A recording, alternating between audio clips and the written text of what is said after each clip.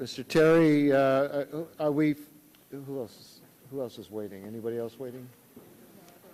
Mr. Terry, I have an amendment at the desk. Is it an appropriate time, or are we just going through colloquies right now and I can... well, is this an amendment to this title? Yes. Yes. Okay. The clerk will report the amendment. It's one that starts at the end of Section 3111 of the Public Health Service Act as being added by Section 2301A of the bill.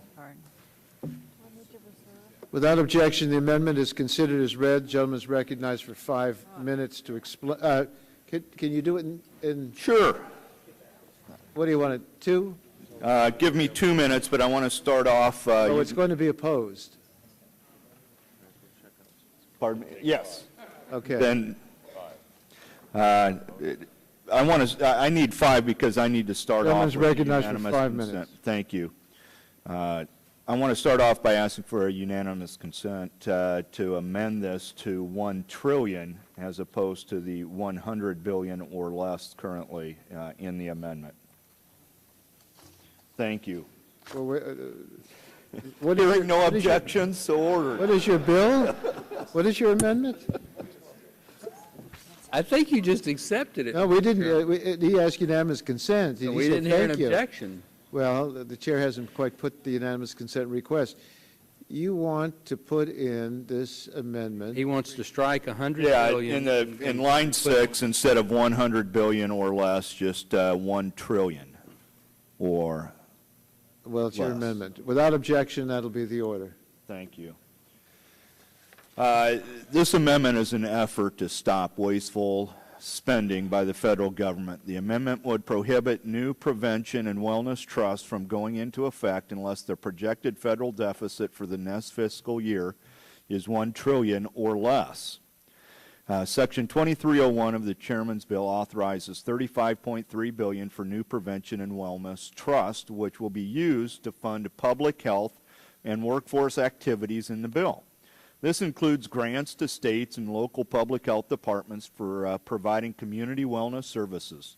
This can mean anything from what we've heard on various news reports and newspaper articles, from installing more jungle gyms to creating bike trails and parks, inherently municipal responsibilities for recreation. Just this week, it was reported that our federal budget deficit had already topped $1 trillion for the year and was on pace to grow to nearly $2 trillion by the fall. The Chairman's bill will add billions in new spending. This amendment would help stop this wasteful spending.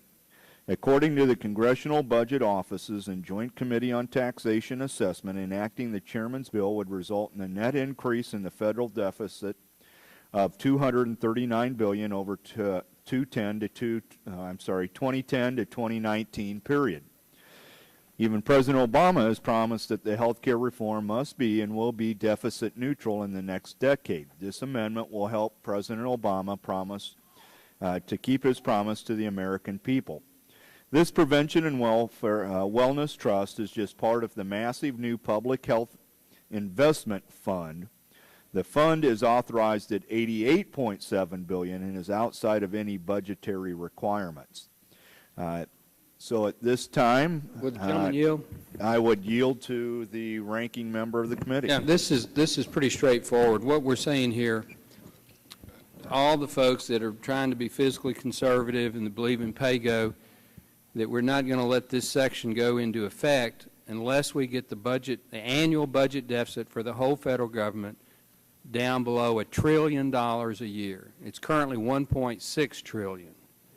Now, President Obama's budget and the Republican budget that was put on the floor, the President Obama's budget did get below $1 trillion, and the Republican budget got well below $1 trillion.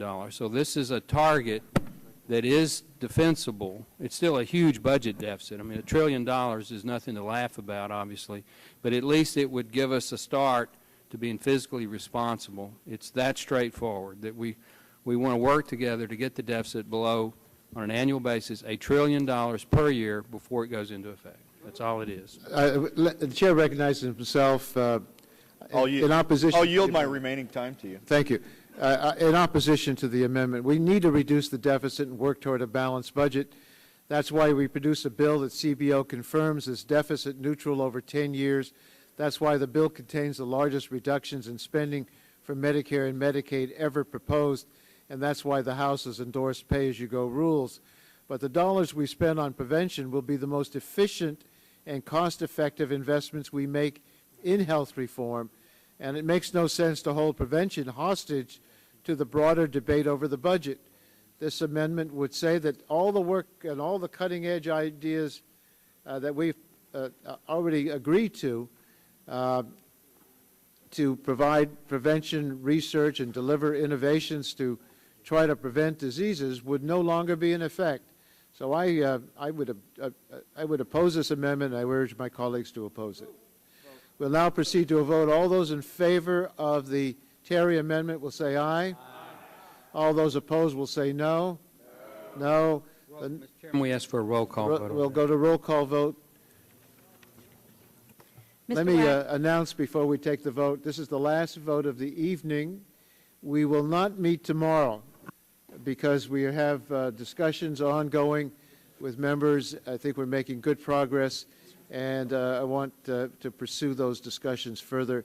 So this will be the last vote. No Parliamentary markup inquiry, tomorrow. Mr. Chairman. And we will meet on Wednesday at the call of the chair. Parliamentary inquiry, Mr. Chairman. Yes. I have an amendment at the desk that's been there 2 hours and 54 minutes. And I did submit it yesterday. Okay. We're in the middle of a roll call, and then we'll talk about your amendment. Clerk will call the roll. Mr. Waxman? No. Mr. Waxman, no. Mr. Dingle? No. Mr. Dingle, no. Mr. Markey? Mr. Boucher? Mr. Pallone? Mr. Pallone votes no. Mr. Gordon? Mr. Rush? Ms. Eshoo? Ms. Eshoo votes no. Mr. Stupak? Mr. Stupak, no. Mr. Engel? Mr. Engel, no. Mr. Green? Mr. Green, no. Ms. DeGette? Ms. DeGette, no. Mrs. Capps? Mrs. Capps, no. Mr. Doyle? Mr. Doyle, no. Ms. Harmon? Oh, Ms. Harmon, no. Ms. Schakowsky? Ms. Schakowsky, no. Mr. Gonzalez? Mr. Gonzalez, no. Mr. Inslee? Mr. Inslee, no. Ms. Baldwin? Ms. Baldwin, no. Mr. Ross? Mr. Ross, no. Mr. Weiner? Mr. Weiner, no. Mr. Matheson? Mr. Matheson, no. Mr. Butterfield? Mr. Butterfield, no. Mr. Melanson? Mr. Melanson, no. Mr. Barrow? Mr. Barrow votes no. Mr. Hill? Ms. Matsui? Ms. Matsui, no. Mrs. Christensen? Mrs. Christensen, no. Mr. Sarbanes? I'm sorry, Ms. Castor. Apologize. Ms. Castor votes no. Mr. Sarbanes? Mr. Sarbanes, no. Mr. Murphy of Connecticut? Mr. Murphy, no. Mr. Space? Mr. Space, no. Mr. McNerney? Mr. McNerney, no. Ms. Sutton? Ms. Sutton, no. Mr. Braley? Mr. Braley, no. Mr. Welch? Mr. Welch votes no. Mr. Barton? Mr. Barton, aye. Mr. Hall? Mr. Hall, aye. Mr. Upton? Mr. Upton, aye. Mr. Stearns? Mr. Stearns votes aye. Mr. Deal? Mr. Deal, aye. Mr. Whitfield? Mr. Whitfield, aye. Mr. Shimkus? Mr. Shimkus, aye. Mr. Shattuck? Mr. Shattuck, aye. Mr. Blunt? Mr. Blunt, aye. Mr. Boyer? Mr. Boyer, aye. Mr. Radonovich? Mr. Radonovich, aye. Mr. Pitts? Mr. Pitts, aye. Ms. Bono Mack? Ms. Bono Mack, aye. Mr. Walden? Mr. Walden, aye. Mr. Terry? Mr. Terry, aye. Mr. Rogers? Mr. Rogers, aye. Mrs. Myrick? Mrs. Myrick, aye. Mr. Sullivan?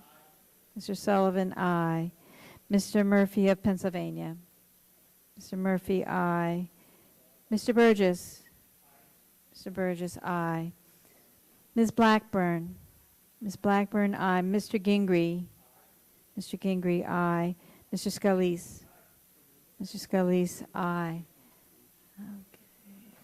Okay. Any other members wish to be recorded? Mr. Markey? Mr. Markey votes no. Mr. Boucher? Ms. Boucher votes no. Mr. Boucher votes no.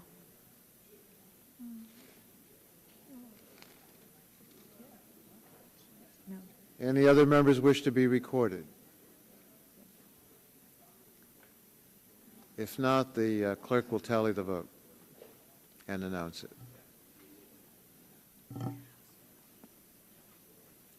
On that vote, Mr. Chairman, the ayes were 23, the nays were 33. Ayes 23, noes 33. The amendment's not agreed to.